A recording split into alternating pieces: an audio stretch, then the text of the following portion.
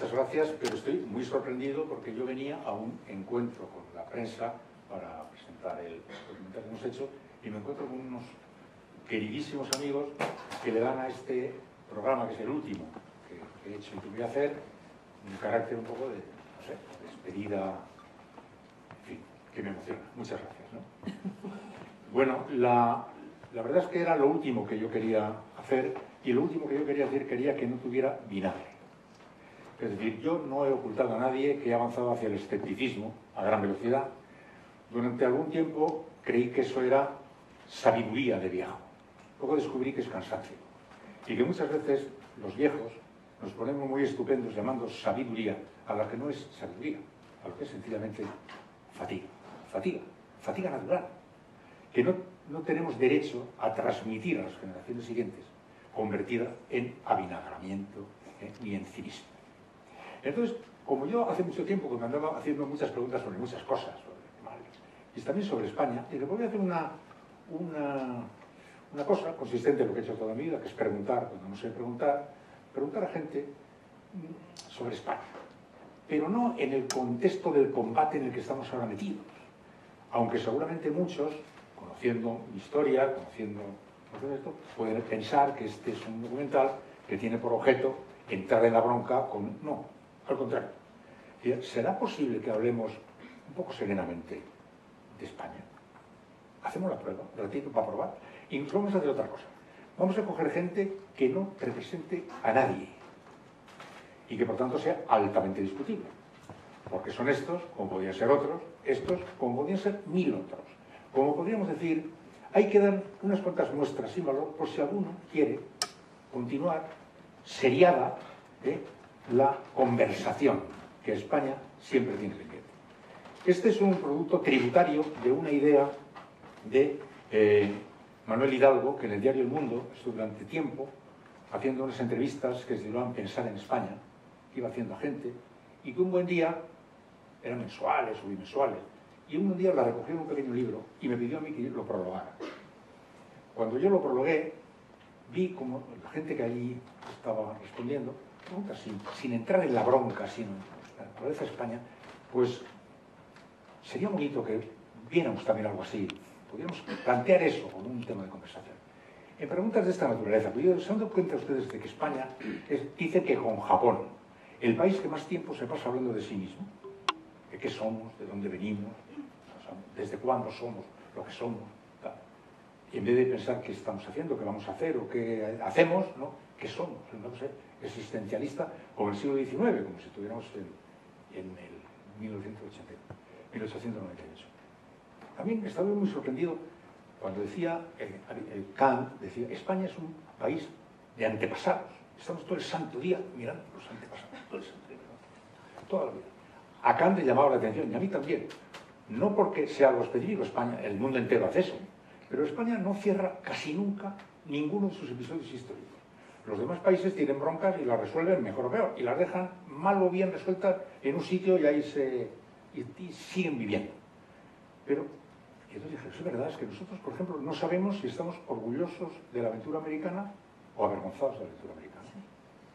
El rey de repente no se levanta en una cosa allí en América por una cosa y no sabemos si ha hecho bien o mal, si es de los nuestros, si es de los nuestros. Tenemos un lío monumental. Llega la campaña andaluza y en la campaña andaluza veo que de pronto reaparece el viejo lío de los 7 siglos de la presencia del Islam en España. No marcaron el carácter español, sino que eran unos infieles a los que echamos, no tal. Esta es una bronca memorable que tiene 500 años. Bueno, apareció en el debate de la campaña electoral. Hoy, bueno, lo vieja que es España, a mí me ha llamado eso siempre muchísimo la atención. Eso es esencialismo, ¿sí? Pero luego me preguntaba también si existe algún país del mundo en el que el nombre del país sea un lío. O sea, tú dices Francia, Italia, Alemania, Holanda, dices España, lío, atención. Esa es una palabra que tiene piedra, ¿eh? España, cuidado, tranquilo, ¿eh? O este país, el Estado, o sea, no tenemos resuelto tenemos asignaturas pendientes que han terminado, que tienen su explicación. Todos sabemos lo que significa los 40 años de dictadura y nuestra historia y las guerras y la guerra civil y las guerras pasadas. Pero sin entrar en todo eso, decía, caramba, todavía estamos en el punto en el que decir el nombre del país es un asunto que viene cargado de pólvora y que hay que colocarse en posición según por dónde venga el nombre. Curioso, ¿no? Y luego, es un país tan potente, tan fuerte, tan extraordinario y al mismo tiempo tan cojitranco, como si arrastrara una bola de hierro. Hemos perdido tantas oportunidades históricas siempre. ¿Por qué perdemos tantas oportunidades históricas? ¿Por qué nos pilla siempre mirando a otro lado? ¿Por qué asombramos de pronto y de repente nos desconcertamos? ¿Tenemos complejo de superioridad o tenemos complejo de inferioridad? Todo eso sí que se cuenta bien en el... Sí, casi siempre suele ser lo mismo. Se suele tener complejo de superioridad, es la apariencia de un complejo de inferioridad, en fin, estas cosas. Yo le daba muchas vueltas a estas cosas siempre y como era imposible hablar de nada de esto, dado el proceso en el que estamos metidos, donde todo está tan tensado, etc., voy a intentar hablar de estas cosas sin meterme en el lío de la tensión, defraudando naturalmente a los que pueden esperar que este programa sea un alegato final mío. No, yo doy por no resuelto en mí el interrogante de que... Te lo iba a preguntar, ¿eh? Te lo iba a preguntar. ¿Qué es? Pues es un país fantástico que, como dijo Otto Bismarck, que luego dicen que es apócrifo, que no se sabe si lo dijo o no lo dijo, pero como dicho, quedó. España es el país más fuerte del mundo porque lleva 2 siglos queriendo matarse y no lo logró. Y entonces decía, si algún día se dejara en paz, si un día se dejara de poner la zancadilla, sería la bomba. Bueno, pues yo con eso me quedo. Que hago votos porque por el camino del acuerdo, de la conversación, etcétera, pues puede este país avanzar. Y que lo último que quede de mi trabajo sea una cosa así. Es decir, esta es una conversación. Verán ustedes 2 sillas rojas. Sí. Cada conversación es siempre... No adelantes acontecimientos, que bueno, eso lo vamos a ver. Pero quiero que sepan que es como el... ¿Por qué no nos sentamos a charlar? Claro. ¿Por qué no nos sentamos a charlar? Pues con sosiego, ¿eh? Si esta reunión no les vale, pues hagan otra diferente, ¿no?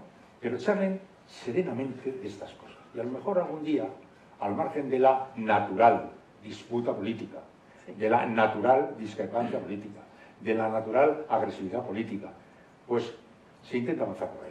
Ya digo, como todo el mundo le molesta mucho la polarización, pero luego todo el mundo te exige que te coloques en uno de los bandos de la polarización, pues yo hago un poco como para la despedida, intentar decir, mire señores, ahórrenme ustedes la molestia de tener que ponerme la bufanda y militar, mi posición es sabida, mi ideología es sabida, mi pensamiento es sabido, pero conversemos serenamente si es posible. Y si esto no le sirve para cargar la munición de su combate, pues lo siento, claro, pero no era necesario. Y de ahí salió también la broma del himno y de la letra.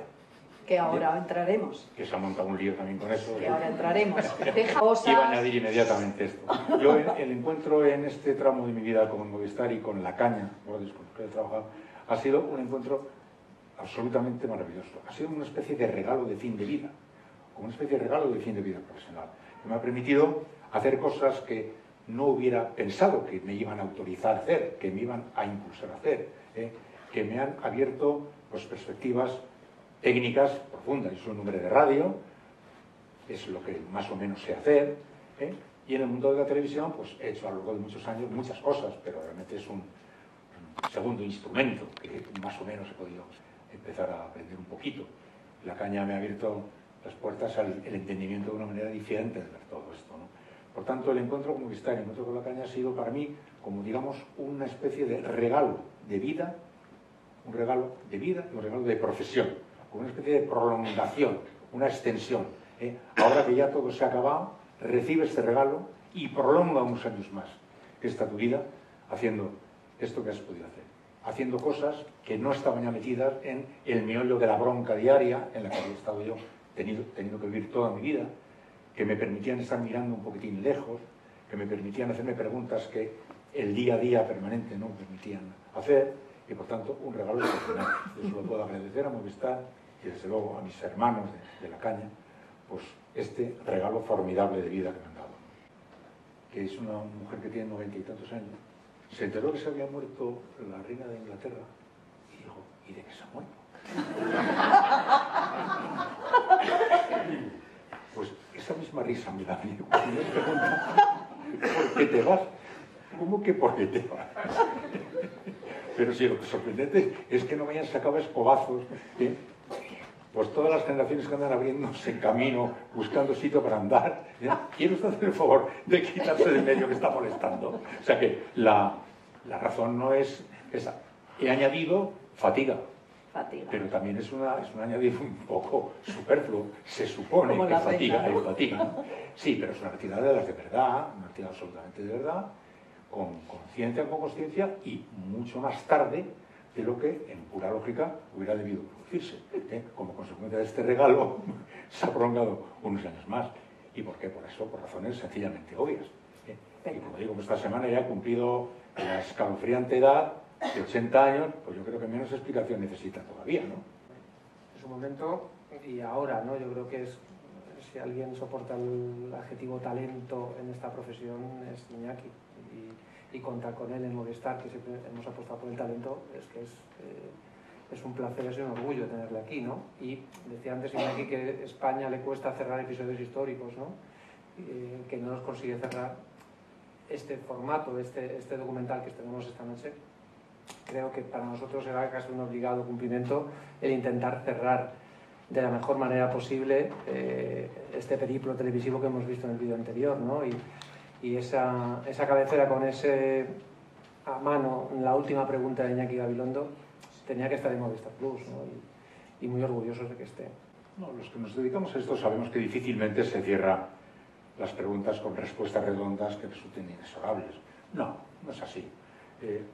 Yo me formulo preguntas de este estilo hace mucho. Hay aquí un testigo, Isaías Lafuente, un hermano de profesión, compañero mío durante muchos años, que sabe que estando en el diario, en la cocina diaria, cuando está el puchero al rojo, pues en nuestras conversaciones siempre estaban flotando preguntas de esta naturaleza que parecían estar por encima de esto y que tampoco esperan una respuesta cerrada. En el fondo, son preguntas antirretóricas, porque saben que no van a tener una respuesta, no saben ya que la respuesta va a ser no, pero se formulan para oxigenar el cerebro.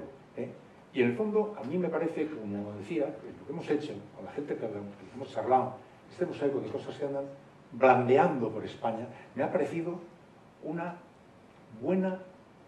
buen final. Yo creo en ese tipo de final. Un final contra el pulso, contra la bronca. Se pueden escuchar opiniones de muy distinto estilo, pero no sobre la política directa, sino sobre nosotros, sobre este país, sobre lo que somos y lo que podemos hacer.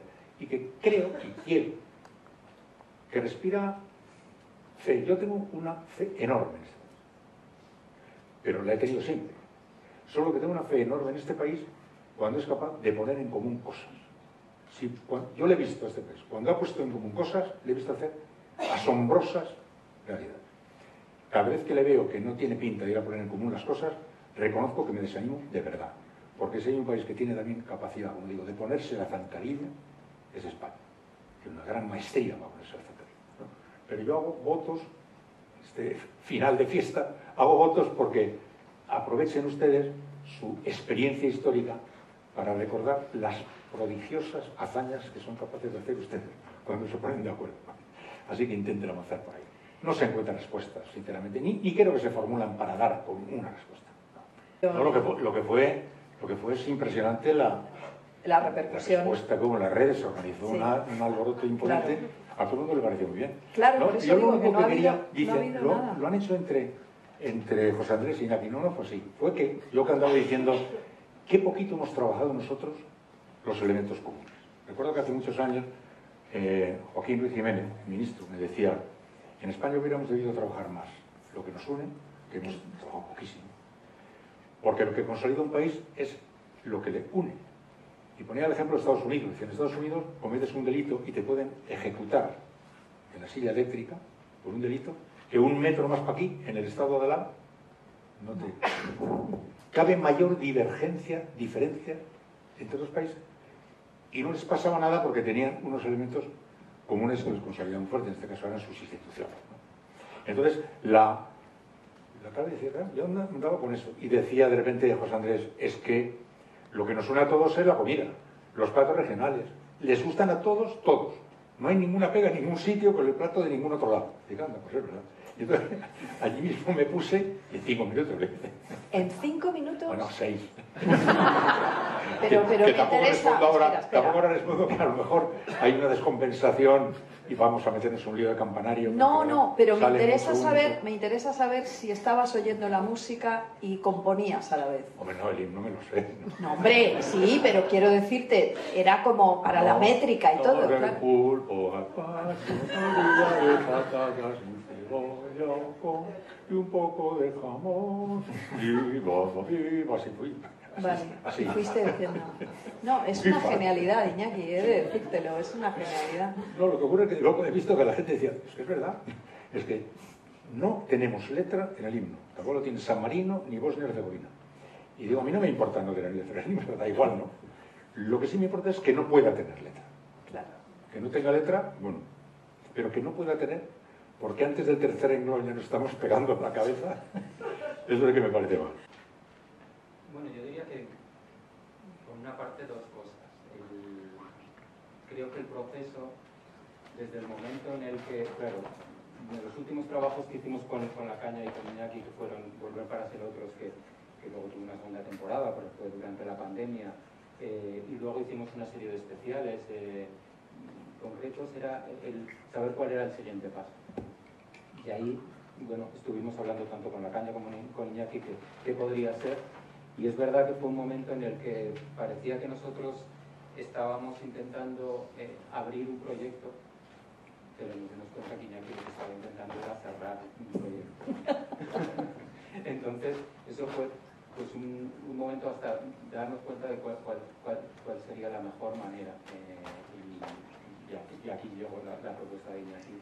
No, primero se me ocurrió que es España, pero decir que es España parece como que parece el título de un no sé, un libro que se presenta al premio Espasa o que diablos España le quitaba formalidad y también le daba ese puntito de, ¿no? Con el taco que no está, de hecho es presente, ¿no? Sí, totalmente, sí, es lo que pensamos todos. Que no pareciera el título de una tesis doctoral. Bueno, las sillas rojas son una idea, bueno, un concepto que salió de Cristina Nieto, que es la subdirectora. Es verdad que no la hemos citado, por favor, Cristina Nieto, que ha hecho el documental que está aquí, ¿no?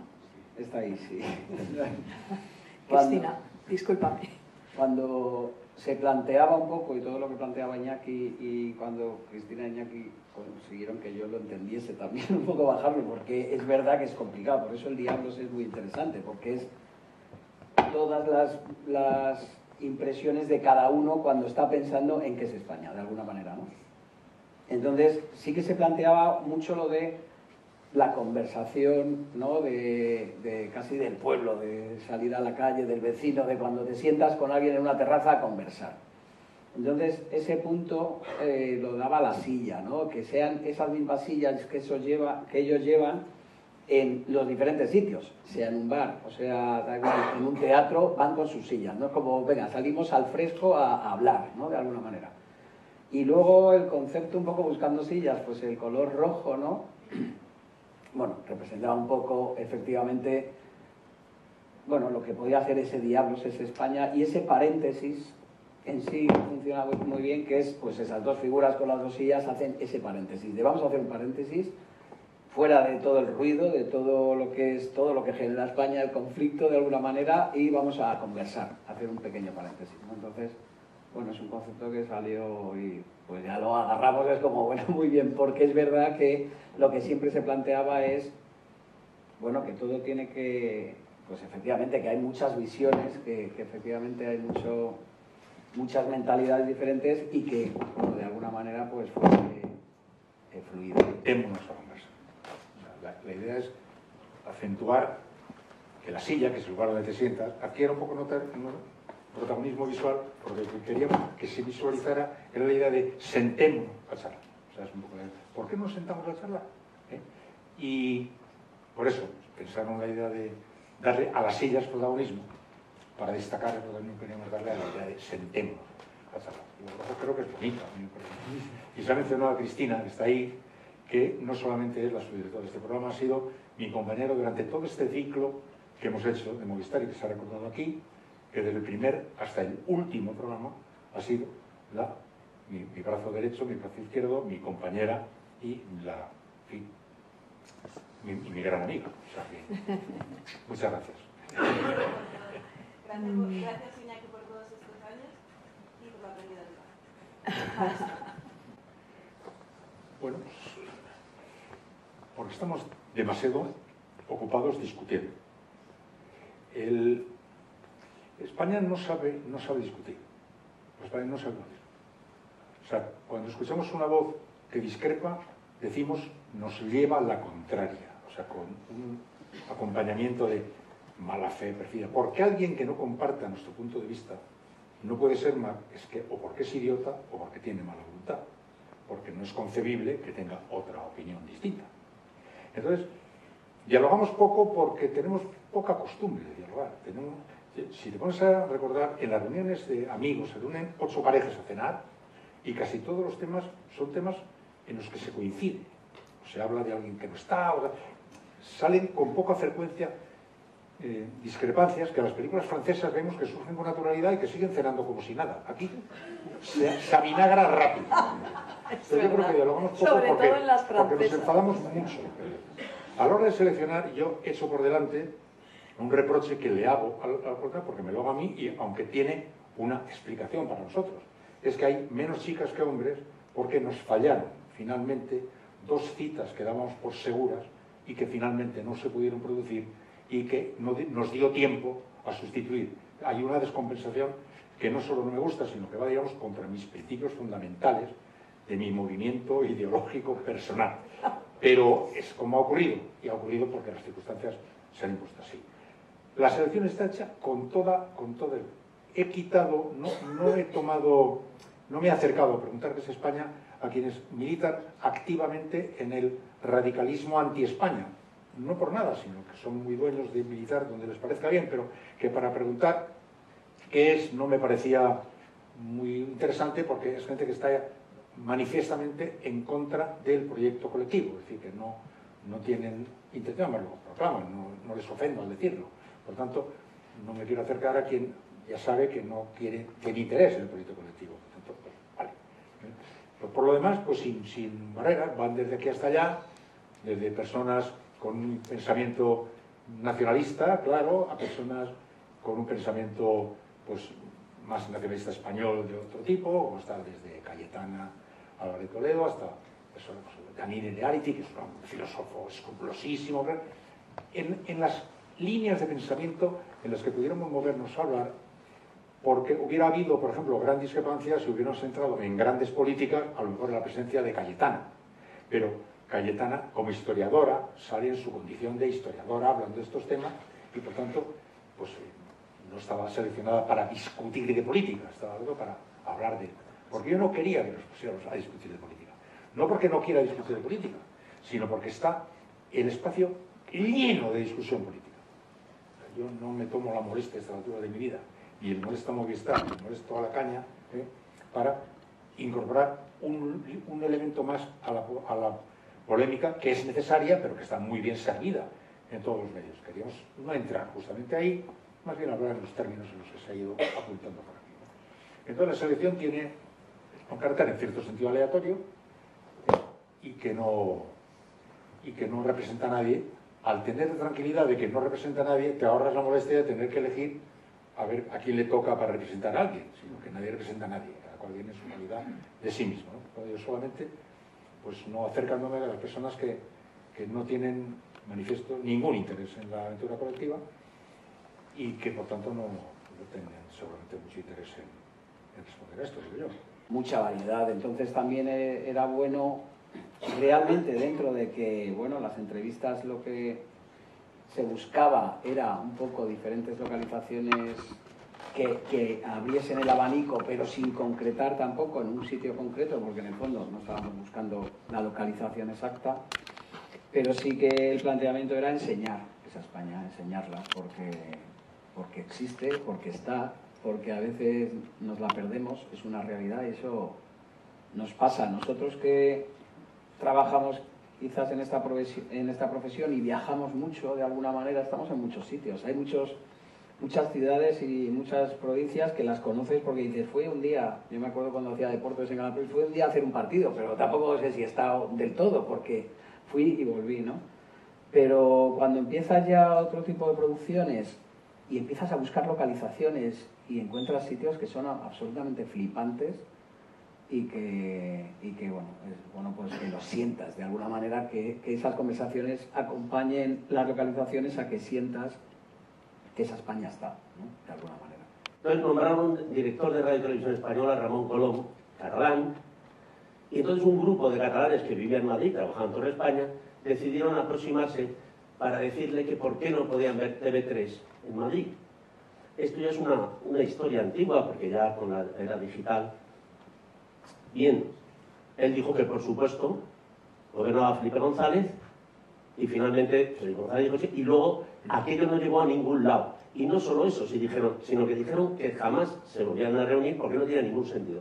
Resulta que se gastaban un dineral de los presupuestos públicos en apantallar la señal para que desde Cataluña no llegara a Castellón, para que ningún vasco pudiera ver la TV3. Es decir, que el empeño de los que apostaban por la España una era en dividirla. Y yo, fundamentalmente, me quedé muy desconcertado. Perdonadme que os haya contado esta anécdota, pero es que tiene algo que ver con lo que estamos hablando, y esto nos venía dado desde arriba. Es decir, los que nos estaban vendiendo la unidad de una España, nos estaban al mismo tiempo planteando en cuantos. Los de los participantes han quedado dicho claramente, no aceptan la existencia de una especie de rasgos de origen que desde el principio de los siglos definen al pueblo español. Son la consecuencia de nuestra historia, pero tenemos una historia y está jugando ahí un peso muy grande, ¿no? Pero sí, se menciona, por ejemplo, el idioma, ¿no? Es el mayor tesoro que tenemos con mucha diferencia. El mayor tesoro que tenemos con mucha diferencia. Muy mal aprovechado. Entre los que no quieren ni verlo, los que lo odian, los que lo maltratan, los que no lo valoran, los que no le conceden ninguna importancia, no está utilizándose como el gran mecanismo para lo que se inventó la lengua. Y las lenguas, porque aquí tenemos todos mucho interés en que se respete la lengua española, pero yo tengo también mucho interés en que se respete la lengua catalana, y la lengua vasca, y la lengua valenciana, las lenguas que son también oficiales del Estado. Se ha trabajado mucho para hacer lo que tú has dicho. Se ha trabajado mucho para empaquetar en una única realidad la diversa, enorme realidad de España. Yo siempre he dicho que es más fácil gobernar la familia Trapp. Hay gente que soñó con que España fuera la familia Trapp. Tocas el pito, todos a cenar, todos a comer, todos a merendar y todos a la ducha. Es mucho más difícil cuando tienes una familia tan heterogénea como es la familia española, pero no tiene derecho a aspirar a ser un colectivo familiar, una unidad familiar en la que uno de los miembros de la familia fuera monja, otro de los miembros de la familia fuera musulmán, otro miembro de la familia fuera... Somos un país enormemente heterogéneo, cuya heterogeneidad está costándole mucho aceptar a mucha gente. Hay mucha gente que considera la heterogeneidad como una especie de falta de educación, provocación, un intento de molestar, de no querer aceptar la tarea colectiva. Y enfrente hay una intención de signo contrario. Mientras tanto, ¿qué hemos hecho? Desarrollar muy poco lo común, muy poco lo común, muy poco. Pero te refieres a lo de los Juegos Olímpicos. Sí, exacto. Sí, Jordi Amat, que es un hombre que es un periodista catalán, que tiene antecedentes, está muy vinculados al tema independentista, que está colocado en el nacionalismo catalán, pero ya no, se ha colocado en una zona distinta, templada y tal, que cuenta cómo se han ido haciendo movimientos regresivos también en la tarea de la cohesión nacional. Por ejemplo, cuando el día que se inauguraron los Juegos Olímpicos, dice que la llegada del rey al Estadio Olímpico, mientras estaba ondeando la bandera catalana. La bandera catalana, decía, hoy sería imposible. ¿No? Y de fondo con el segador, es que claro, era todo como... Hoy sería imposible. Sí, se han dado muchos pasos adelante y muchísimos pasos atrás, y ahí en este momento corrientes se están pugnando, como vemos en el debate encendidísimo que todos los días vemos, están pugnando para hacer difíciles las cosas. Eso es evidente. Claro, es evidente. Claro. Hay mucha gente que está contra la idea del acuerdo, contra la idea de la búsqueda de espacios comunes. Y yo no aspiro a resolver los problemas de la humanidad, pero sí a hacer más fuertes los espacios comunes. Claro. Los espacios comunes.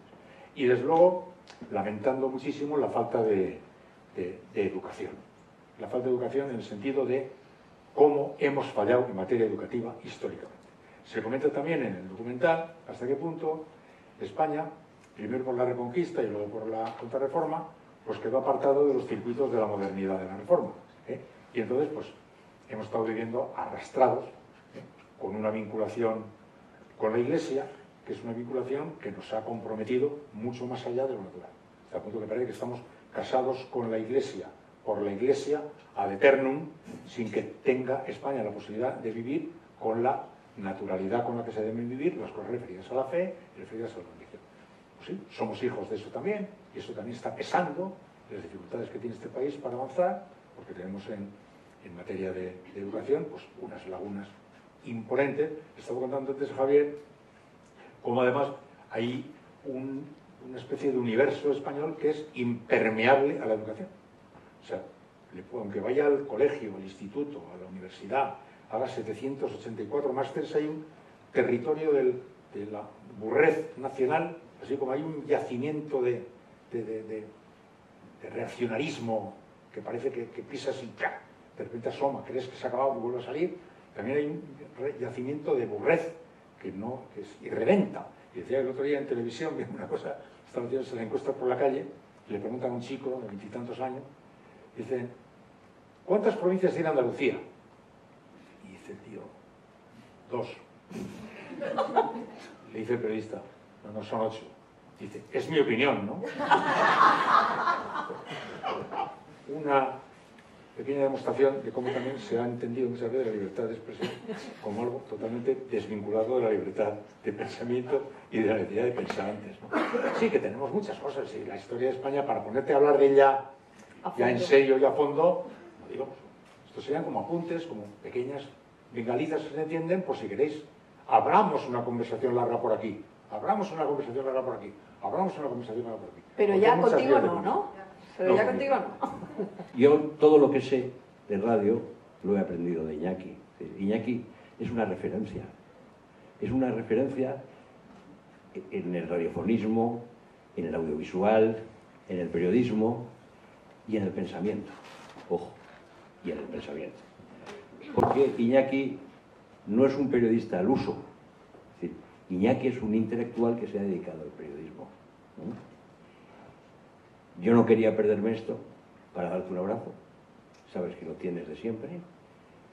Para mí Iñaki no se va. No se va, no se ha ido nunca. Es decir, ni cuando hemos estado trabajando juntos, ni cuando hemos estado trabajando cada uno en una punta. Y además yo tengo, bueno, la ventaja que algunos de vosotros también tenéis, de coger el teléfono y llamarle. Y si tienes suerte te lo coge y le oyes. Oyes su voz y eso ya es una forma de ayudarte a seguir. Yo solo quiero expresar aquí mi cariño inmenso a Iñaki Gabilondo, que para mí ha sido una persona clave en mi vida. Bueno, la palabra optimista me parece a mí un poco norteamericana. Yo prefiero más mediterráneo, esperanzado. Esperanzado. Pero no porque tenga muchos motivos, sino porque se suele producir de golpe movimientos de esta naturaleza. En este momento no veo ninguna razón para tener mucha esperanza, porque el mundo entero, y España dentro del mundo, aunque España ya por su cuenta históricamente, también antes de que el mundo jugara a la máxima radicalización, está viviendo un momento de tensión muy polarizada, ultra radicalizada, y que además no tiene ningún porvenir, puesto que está jugando en la batalla electoral. O sea, en este momento estamos ya en plena campaña electoral, estamos asistiendo a situaciones verdaderamente escalofriantes y escandalosas, que no autorizan a pensar nada. Decían los noruegos, dicen España, país que se salta las reglas. Los noruegos nos consideran a nosotros, ciudadanos, que tenemos la costumbre de saltarnos las normas. Lo que le está pasando a España ahora es que las normas se las están saltando las máximas autoridades del Poder Judicial y las más altas autoridades políticas. No es que se la está saltando Ambrosio o Logroño, sino que también a lo mejor, sino que se la están saltando. Tengo pocos motivos ahora para tener esperanza, porque veo que no estamos en esa ruta y que los caminos de la disputa política, en su avance hacia la victoria electoral, etcétera, van a estar llevándonos por esos caminos de polarización, incluyendo, como digo, situaciones tan terribles como esté incumpliendo clamorosamente la Constitución de forma sistemática por parte de los que representan los órganos supremos de la Tribunal de Justicia y algunos máximos responsables de la política. Sin embargo, aunque coyunturalmente tengo esta impresión, tengo que tener una esperanza porque la tengo que tener en general el mundo. Si no, el mundo tal como está ahora mismo tiene toda la pinta de ir a acabar fatal. El mundo tiene, a lo largo de su historia, pues en algunas ocasiones, pues resuelve de manera estrepitosa algunas de las situaciones más difíciles. Se está metiendo en una boca del lobo, claramente desde todos los puntos de vista. Y no hace falta que haga la relación, incluyendo los temas energéticos, la cadena de suministro, el regreso de los fanatismos, los ultranacionalismos, toda la extrema derecha que avanza, los fascismos que asoman. Estamos viviendo polarizaciones enormes. Estados Unidos está en situación muy extrema, mencionan hasta el término guerra civil en sus conversaciones. Ahora no tengo motivo ninguno para tener optimismo. Sin embargo, tengo esperanza, porque sé que el ser humano sorprende. El ser humano de repente sorprende. Y de repente cambian los paradigmas. Y de repente la gente empieza a volver la vista en una dirección diferente. Y de repente se empiezan a cumplir los pronósticos que parecen estar contra la lógica. Y de repente a lo mejor Saramago tiene razón. Y de repente tal vez la gente empieza a despegarse de cosas. No parece que hoy vaya a ocurrir, pero los comportamientos humanos casi siempre suelen escaparse de las primeras intenciones de aquellos que dicen lo he dejado todo atado y bien atado. El mundo está lleno de atados y bien atados que han quedado desatados y bien desatados en cuanto han pasado unos pocos años. Así que yo tengo la esperanza, en términos mediterráneo, de que surjan ahora mismo líneas de camino que yo, por el momento, en este momento no veo. O sea, optimista no puedo serlo en modo alguno, tengo solamente el optimismo de la voluntad, la esperanza de la voluntad. Lo segundo es que yo soy del ejército de personas que hemos tenido la suerte de criarnos y de crecer profesional y personalmente junto a Iñaki Gabilondo durante mucho tiempo. Suscribo todo lo que ha dicho Javier, pero diría algo más que yo creo que compartimos todos los que estamos aquí. Iñaki es credibilidad. Si algo define a Iñaki es credibilidad. Yo ya he dado una buena muestra cuando he dicho que el himno de España no tiene letra, como el de San Marino y el de Bosnia y Herzegovina, y ninguno vamos a tener la tentación de ir a Wikipedia a confirmarlo. Lo ha dicho Iñaki, pues ya está, nos quedamos con esa canción. Y una crítica a Movistar y a la caña. He visto el aperitivo que nos habéis dado y las primeras imágenes metafóricas sobre España, digamos, ligada a las carreteras, una carretera en línea recta, que sería la deseable, una carretera con bifurcaciones. Creo que falta una imagen fundamental, que son las rotondas. España es un país de rotondas y yo creo que la idea y la pregunta que tú te haces es una pregunta de rotonda todavía en el siglo XXI. Lo que menos verosimilitud le da al documental es, por ejemplo, la falta de rotondas y la falta de terrazas. O sea que España es ahora mismo un bar. Es un bar, una terraza. Bueno, pero la producción ahí es la caña. Hombre, yo no sé, como en el caso de Juan Carlos, yo ahora mismo creo que es el epítome del fracaso. Me da cuenta de que el hombre que llegó como la máxima referencia de la concordia y de la unión se ha convertido en la máxima referencia de la falta de concordia y la desunión. Creo que no cabe un fracaso más grande que ese de la vida, parece a mí. Tal vez la pregunta sea ¿por qué? ¿Por qué? ¿Por qué? Parece una pregunta tonta, pero no está. No. Yo quiero contar buenos días, querido Iñaki. No lo entiendo. ¿Cómo puñetas dejas la radio en este momento? Si estás en plena juventud, coño. Yo con Iñaki tengo la anécdota de mi vida. Estaba haciendo al presidente Aznar, cuando era presidente del gobierno, en su despacho, una entrevista. El día anterior estaba tomando café, no sé dónde, en un bar de Madrid con Iñaki. Iñaki me comentó, ¿qué vas a hacer mañana? Voy a hacer una entrevista al presidente del gobierno. Y dije, joder, este cabroncete, a mí es que lo estoy intentando y no me concede una entrevista. No me concede una entrevista, no sé qué coño le pasa conmigo. Yo voy a hacer la entrevista y en plena entrevista le digo, yo retransmitiendo para, no sé si era para la cadena COPE, para la cadena Onda, Cero, y le digo al presidente, por cierto, presidente, en directo, digo, ¿por qué, señor Aznar, ha sido usted muy amable en concederme la entrevista, pero ¿por qué no le concedo la entrevista a mi compañero Iñaki Gabilondo? Respuesta, silencio. Usted se imagina una entrevista en directo con el presidente del gobierno y de pronto el oyente, digo, ¿qué le pasa a la radio? No sé cómo habrán reaccionado. Se corta la entrevista, yo dejo pasar un segundo, otro segundo, medio minuto en silencio con una entrevista al presidente del gobierno. Y al final soy yo quien tomo de nuevo el micrófono y digo, bueno, ya ven ustedes, el presidente del gobierno no acepta una entrevista con mi querido compañero.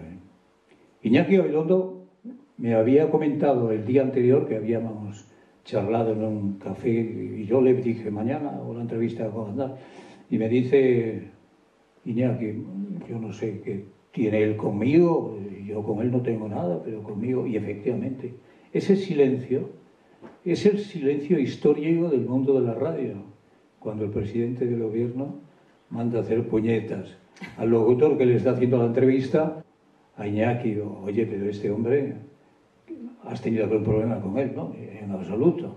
Y ahí ha quedado la historia en la radio, con Iñaki como protagonista y sobre todo con tristemente para el presidente Aznar como su propia historia.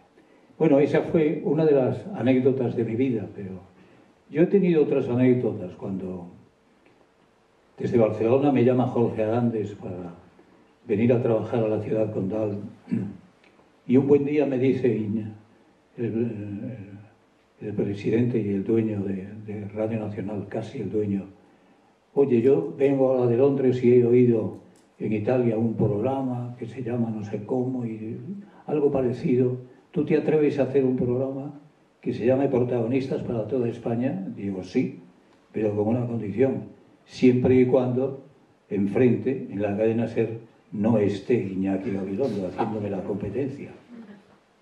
Y efectivamente no estaba Iñaki Gabilondo en aquel momento y fue el momento que yo aproveché para decir, ok, acepto Protagonistas. Al cabo del tiempo apareciste y ya me jorobaste, ya me hiciste la vida casi imposible. Porque yo cuando salía por la mañana a las 5, camino de Radio Nacional, decía, ¿qué tendrá ahora Iñaki? ¿Por dónde irá Iñaki? ¿Quién será el invitado de Iñaki? Bueno, esa fue la historia que comenzó con una entrevista y hoy yo cuando hablo de mi pasado digo que uno de mis mejores amigos ha sido un profesor de la radio, un tal Iñaki Gabilondo. Presumo de pocas cosas, pero presumo sobre todo de tener un amigo como tú y de ser tu amigo del alma. Un abrazo muy fuerte. Número uno, hemos vivido una durísima rivalidad durante muchos años, y ha sido compatible con un respeto profesional y con una gran relación personal. Yo creo que esto lo dejamos ahí como pequeño detalle. Sí. Ahí queda, en la línea un poco de lo que estamos diciendo, ¿no? ¿Se puede vivir una durísima rivalidad y mantener una gran relación personal? Se puede. La prueba es que nosotros lo hemos mantenido. Dura de verdad, de verdad. Y ahí estamos, contentos y tan amigos. Yo creo que ahí puede que esté la mejor de nuestras aportaciones al tema de la demostración de cómo se puede discrepar, cómo se puede rivalizar, cómo se puede pelear, encarnizadamente, salvando, sin embargo, lo fundamental. A mí me parece que eso es algo, yo me siento orgulloso de que eso quede en la memoria de los demás. Sí, gracias. Bueno, respecto a Aznar estaba convencido de que me había ofendido a mí me había ofendido. Lo que me pareció una falta de educación con nuestros oyentes. ¿Qué es eso? Nuestros ¿Los oyentes no eran ciudadanos españoles o qué? ¿Qué le pasaba? Si a mí no me quiere ver, o que no me vea, me da igual, ¿no? En fin, bueno.